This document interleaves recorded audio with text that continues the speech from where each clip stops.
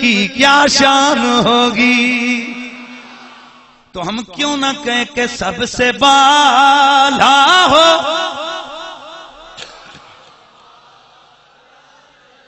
پیار سے آواز آئے سب سے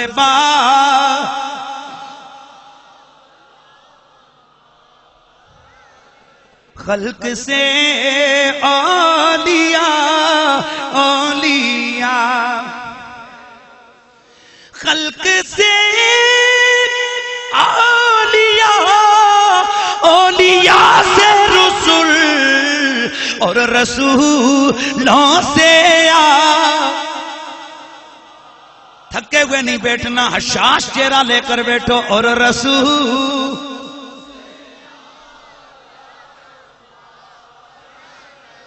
میرے نبی کا علم کتنا ہے؟ میرے کریم نبی نے فرمایا لوگو ان اللہ تعالی رفع لی الدنیا وانا انظر الیہ وَإِلَى مَا هُوَ قَائِمٌ فِيهَا إِلَى يَوْمِ الْقِيَامَةِ كَأَنَّمَا انظر إِلَى كَفِّي هَذَا اے جڑے سامنے بیٹھے نا سنگیا موڈ بڑھا کے انج نہیں ذرا چس نال بیو مینوں بھی پتہ چلے نا۔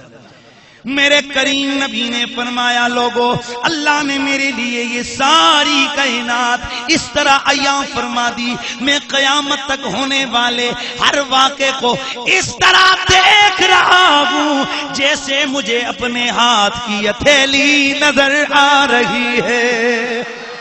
اور میرے نبی نے فرمایا علمت علم الاولین والآخرین، اللہ کریم نے مجھے اول کا علم بھی دے دیا ہے، مجھے آخر کا علم بھی دے دیا ہے، مجھے این کا علم بھی دے دیا، مجھے آن کا علم بھی دے دیا، مجھے زمین کا علم بھی دے دیا، مجھے آسمان کا علم بھی، پیار سے مجھے آسمانوں کا علم بھی دے دیا ہے۔ اللہ اللہ میرے آقا نے فرمایا لوگو میں اس جگہ بیٹھ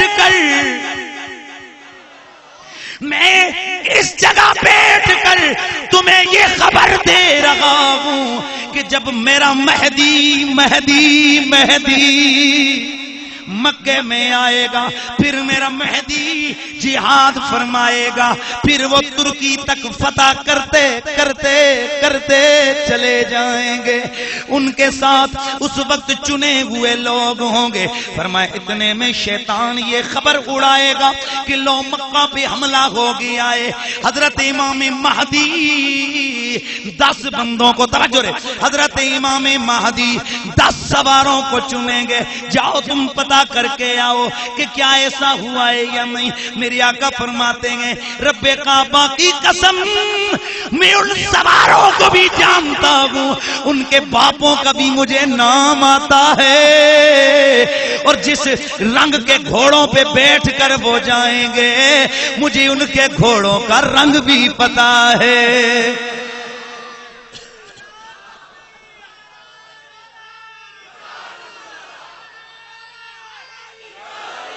تو پھر ہم کیوں نہ کہیں کہ اور رسولوں سے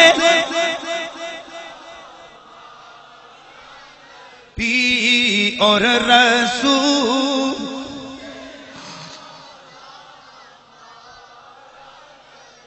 انا آتینا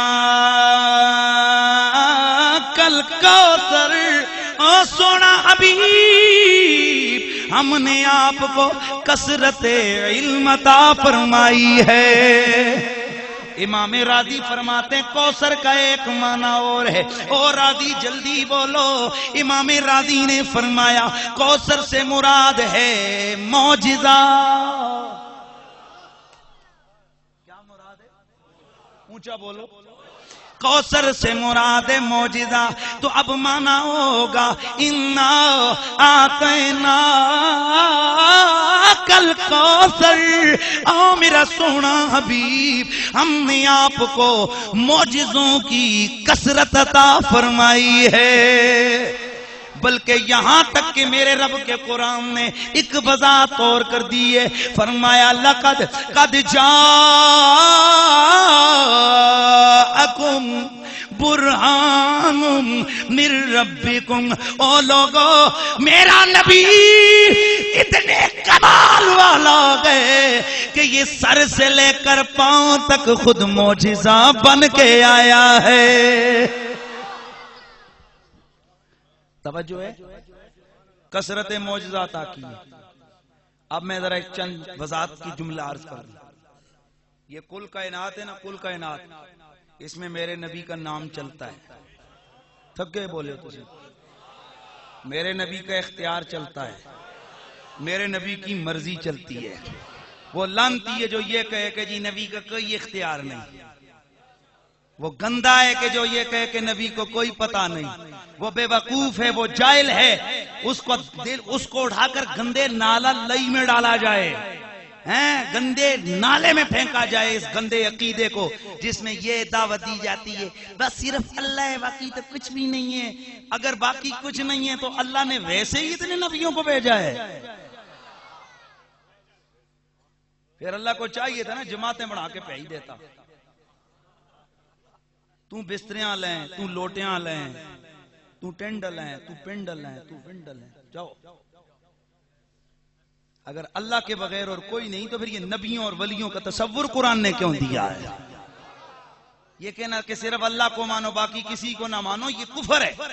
اس لیے کہ جب تک اللہ کے ساتھ نبی کو نہ مانو، اللہ کے ساتھ فرشتوں کو نہ مانو، اللہ کے ساتھ جنت کو نہ مانو، اللہ کے ساتھ دوزخ کو نہ مانو، اللہ کے ساتھ تقدیر کو نہ مانو، اللہ کی وحدانیت کے ساتھ اگر ولیوں کو نہ مانو، نبیوں کو نہ مانو، کتابوں کو نہ مانو، رسولوں کو نہ مانو تو بندہ مومن ہو ہی نہیں سکتا۔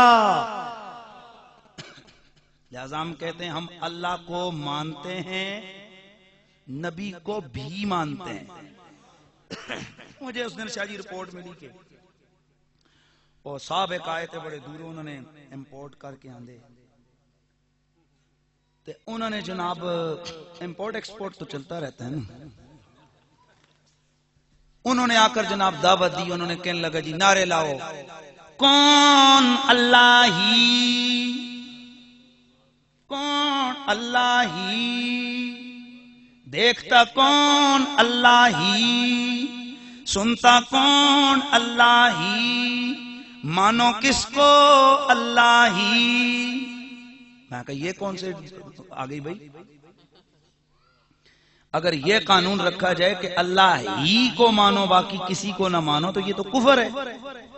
اس لیے کہ اللہ کو تو ماننا ہی ماننا ہے، نبی کو بھی ماننا پڑتا ہے، فرشتوں کو بھی ماننا پڑتا ہے، رسولوں کو بھی ماننا پڑتا ہے، ولیوں کو، کتابوں کو، قیامت کو۔ ہاں صرف ہی اتے کام نہیں ہوتا، نال بھی لانا پڑتا ہے۔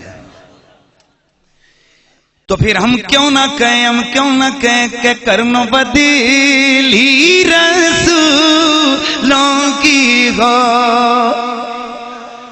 کرنو بدیلی رسولوں کی ہوتی رہی، پر نہ بدلینا بدلا پیار سے آئیے آواز، پر نہ بدلے نہ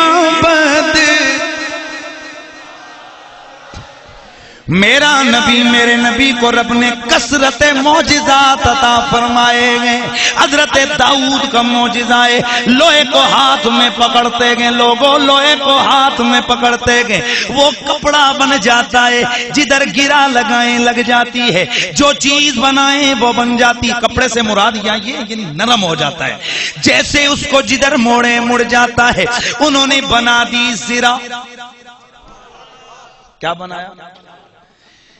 لوہا نرم ہو گیا ہے، لوہا نرم ہو گیا ہے۔ تو لوگوں لوہا نرم ہونا یہ تو عقل میں آتا ہے، بھٹی میں ڈالو لوہا پگھل جاتا ہے، سریا بنتا ہے، برتن بنتے گئے، باقی کام ہوتے گئے، یہ تو عقل میں آنے والی چیز ہے۔ لیکن میرے مصطفیٰ کا کمال دیکھ، میرا نبی پتھر پہ پاؤں رکھتے تو پتھر پگھل جایا